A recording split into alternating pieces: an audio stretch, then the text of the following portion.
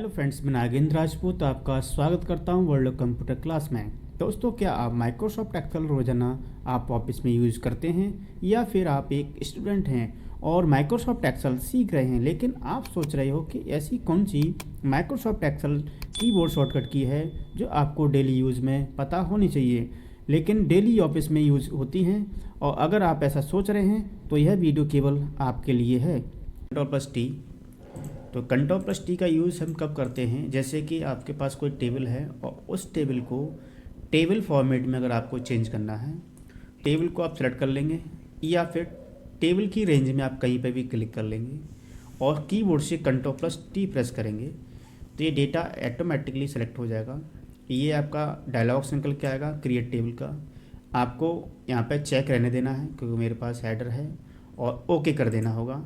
और आप जैसे ही ओके करते हैं, आपका टेबल का जो डेटा था वो टेबल फॉर्मेट में चेंज हो चुका है। और टेबल फॉर्मेट में चेंज होने के बाद आप टेबल को अच्छे से फॉर्मेटिंग अप्लाई हो जाएगी और इस पर आपके स्लाइसर भी अप्लाई हो जाते हैं। स्लाइसर क्या होता है, आपका इंसर्ट टैब में एक स्लाइसर ऑप्शन दिया हुआ है, यानी डेटा को फ़िल्टर कर सकते हैं आप आसानी से। यानी जैसे मैंने यहाँ पे क्लिक किया तो डेटा का फ़िल्टर यहाँ से आराम से कर सकते हैं। जिस पे आप आइटम प्रोडक्ट का नेम लिया हुआ है और जिस पे आइटम पे क्लिक कर देंगे आपका जो भी आइटम नेम पे आपने क्लिक किया हुआ है वो आपका सामने डिस्प्ले हो जाएगा। और इसी का ही एक सेकंड शॉर्टकट की है आपका टेबल को फॉर्मेट करने वाला Ctrl+L। तो Ctrl+L का यूज़ हम क्लिक करेंगे और Ctrl+L दबाएंगे आप, फिर भी आपका सेम डायलॉग बॉक्स निकल के आएगा Ctrl+T वाला ही। और आप इस तरीके से इससे भी आप वही काम कर सकते हैं जो आपने Ctrl+T से किया था। और नेक्स्ट शॉर्टकट की है आपकी Ctrl+1।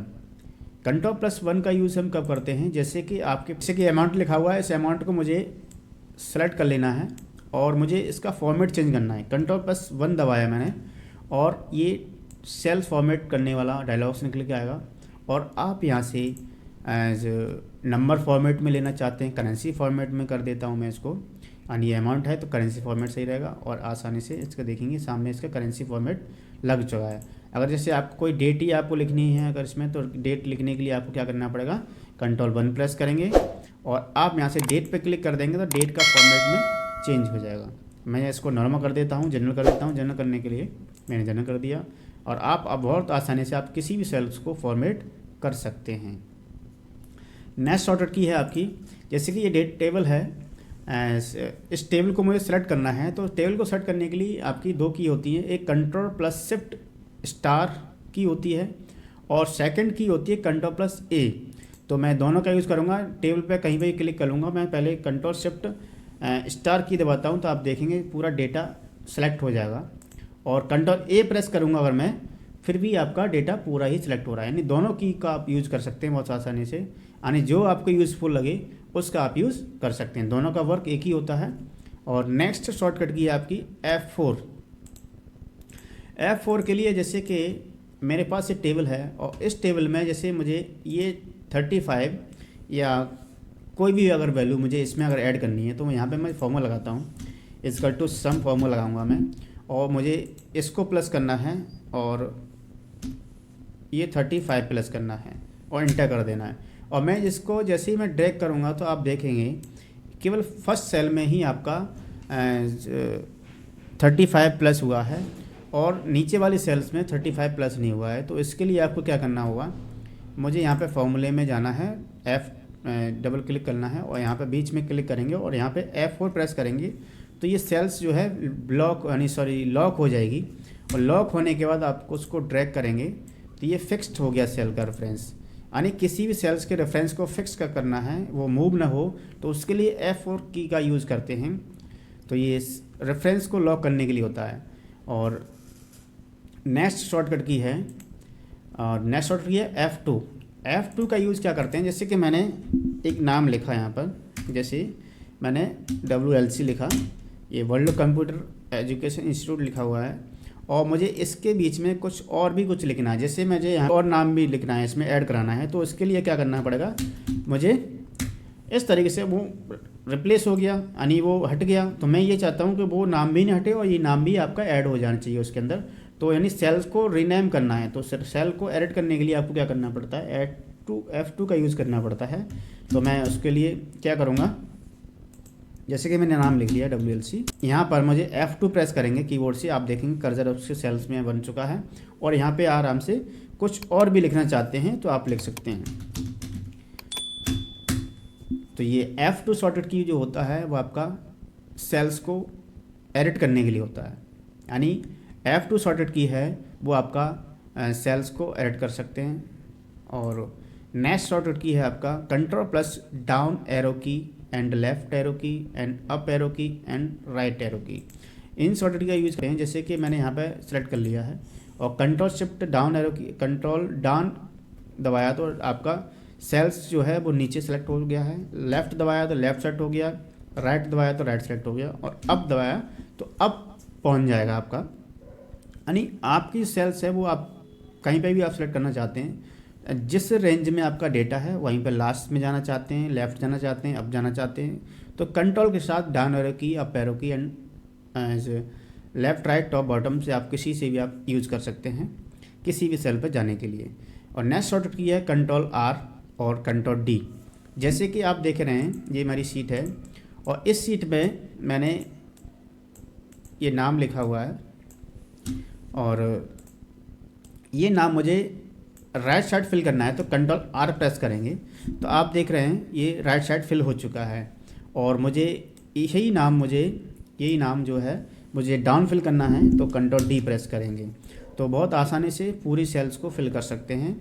और आप देखेंगे नेक्स्ट एक एग्जांपल और देता हूँ मैं आपको, जैसे कि मैंने इस फॉर्मूला मैंने डिलीट कर दिया और इसमें देखेंगे फार्मूला लगा हुआ है और फॉर्मूले को आप सेलेक्ट कर लेंगे, यानी रेंज सेलेक्ट कर लिया और कंट्रोल D प्रेस कर लिया तो आप देखेंगे पूरी सेल्स में फार्मूला भी इनपुट हो चुका है।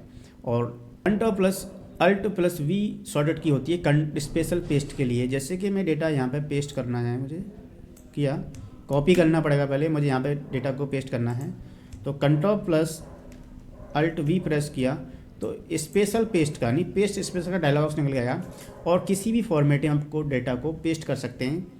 तो जैसे मुझे वैल्यू पेस्ट करना है, फॉर्मूला पेस्ट करना है या ऑल फॉर्मेट पेस्ट करना है, और इसकी मैंने एक वीडियो बनाई हुई है डिटेल में, वो आप वीडियो आप देख सकते हो, आई बटन में दे रखी है। और ये स्पेशल पेस्ट का यूज़ आप आसानी से कर सकते हैं। और चलते हैं नेक्स्ट शॉर्टकट की पर। नेक्स्ट शॉर्टकट की है आपकी F9 का यूज़ हम क्या करते हैं, जैसे कि आप देख रहे हैं ये हमारे पास टेबल है और इस टेबल को क्या करना है, जैसे आपने वी लुकअप फार्मूला अगर आपको आता हो, जैसे मैं वी लुकअप फार्मूला लगाता हूँ, मैक्सिमम वैल्यू आपको शो करके देखना चाहता हूँ मैं, तो यहाँ पे वी लुकअप फार्मूले, अगर किसी फार्मूले के अंदर आप कोई फार्मूला आप लगाते हैं तो उसका रिजल्ट आप देखना चाहते हैं पहले, तो वो हम कहाँ से किस शॉर्टकट की देखेंगे, उसका शॉर्टकट की होता है F9। तो हम पहले एक मैक्स फार्मूला लगाएंगे, मैक्स फार्मूला लगाया और हमने यहाँ पे सेलेक्ट कर लिया रेंज को और क्लोज कर दिया। और हमको क्या करना होगा, ये जो मैक्स से लेकर आपका जो भी रेंज ले रखा है उसको आप सेलेक्ट कर लेना है और F9 प्रेस करेंगे तो आप देख रहे हैं इस रेंज में सबसे मैक्सिमम जो वैल्यू है आपको 25 है, आप देख सकते हैं। तो F9 का यूज़ हम करते हैं फॉर्मूले का रिजल्ट देखने के लिए। और नेक्स्ट शॉर्टकट की है आपकी control plus page down and page up. तो control page down page up का यूज़ क्या होता है, जैसे आप देख रहे हैं ये सीट टैब हैं, इन सीट टैब पे जैसे आपके सीट 4 पर हम अभी हैं और मुझे पीछे जाना है तो कंट्रोल के साथ आपको शिफ्ट के साथ आपको क्या करना पड़ेगा, कंट्रोल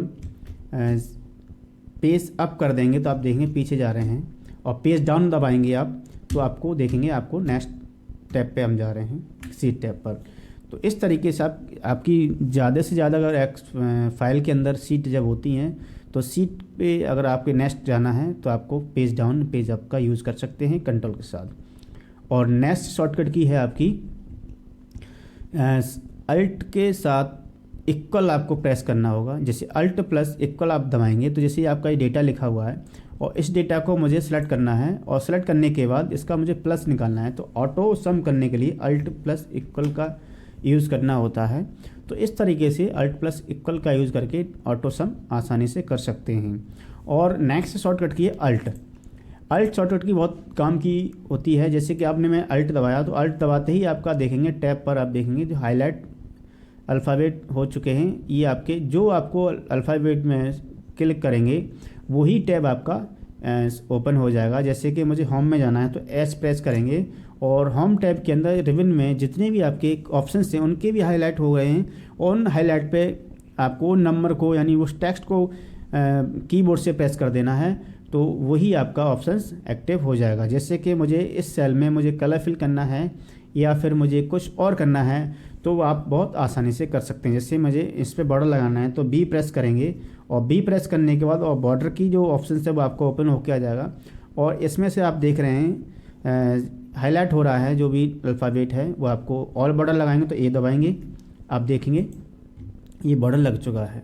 तो फाइल का लिंक मैंने डिस्क्रिप्शन में दे दिया है, वहाँ से फ़ाइल को डाउनलोड करके अपनी प्रैक्टिस कर सकते हैं। और मैं आशा करता हूँ आपको वीडियो पसंद आएगी तो वीडियो को लाइक और चैनल को सब्सक्राइब करना ना भूलें। और